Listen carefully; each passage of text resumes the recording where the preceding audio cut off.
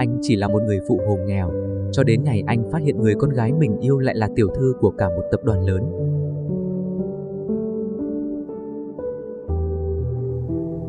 Minh là một chàng trai nghèo làm phụ hồ. Linh là con gái của chủ một tập đoàn xây dựng lớn. Để chuẩn bị tiếp quản công ty, cô được cha cho xuống công trình làm thực tế. Một lần Linh bị hỏng xe giữa trời mưa, Minh đã giúp cô. Từ đó, cả hai dần nảy sinh tình cảm.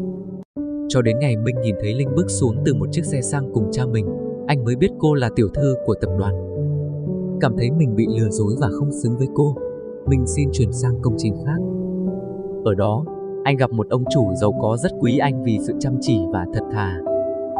Nhiều năm sau, Minh trở thành chủ tịch của một tập đoàn xây dựng lớn. Trong một buổi ký kết hợp đồng, anh gặp lại Linh. Linh nhìn anh và mỉm cười. Cuối cùng anh cũng đã làm được.